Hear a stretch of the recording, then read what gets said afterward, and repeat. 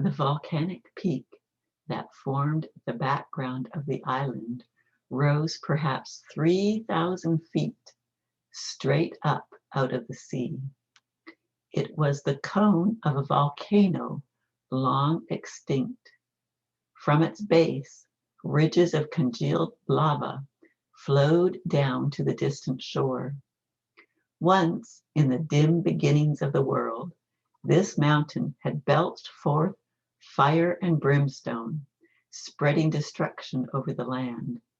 But the forgiving jungle, through fertile centuries, had crept back up the slopes, clothing them in green.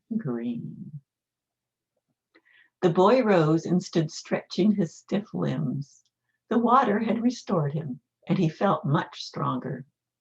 But he found that the earth heaved with the sea's own motion, and he swayed to keep his balance. His leg still pained, and he would need the juice of limes to cauterize the coral wound, and pura leaves. Pura is a shrubby tree. Pura leaves to make a healing bandage. Nearby was a tree loaded with wild limes. He plucked half a dozen of the fruits, broke them on a piece of coral, and squeezed the juice into the wound. He winced at the caustic sting. But when he had bound on the leafy bandage with a twist of vine, it seemed that already his leg felt better. Soon the swelling would be gone.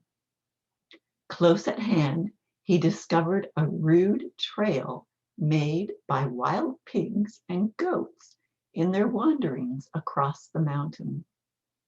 The trail led up through the foothills to a high plateau, which, the boy decided, would make a splendid lookout. From that point of vantage, he would be able to survey his entire island and the sea for a distance of many miles. He followed the path where it led back into the jungle, along the course of the swift flowing stream.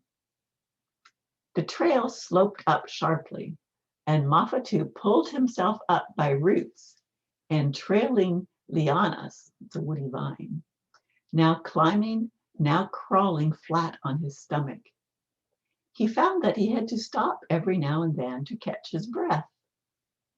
Yuri ran beside him, dashing off on this scent and that. The dog's shrill, sharp bark shattered the morning stillness.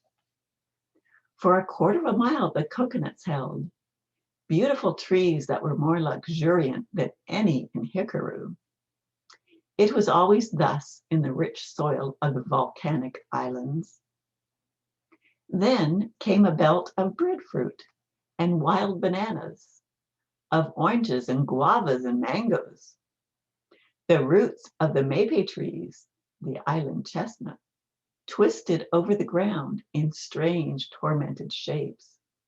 Vines trailed like aerial ropes from the high branches where orchids bloomed, while little parakeets fled on swift wings and vanished in the green gloom. Mafatu had never seen woods like these, for Hikaru was open and wind-swept. These endless legions of trees seemed to close in upon him, imprison him with reaching arms, with heady odors, with eerie light and shadow. Ferns grew higher than a tall man's head. The roof of leaves was powdered with starry blossoms.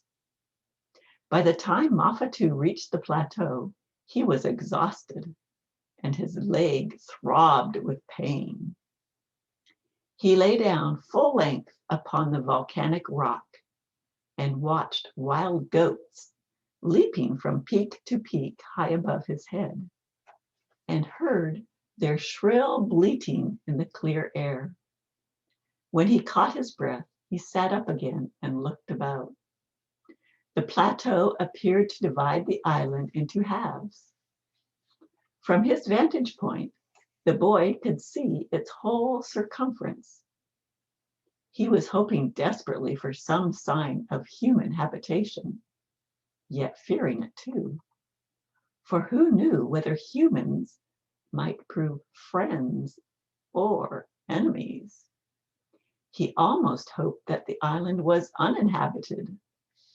But if it were, he shivered as he realized his isolation. Even at sea in his small canoe, he had not felt so utterly alone as he did here on this strange high island. Everything about it was alien and forbidding.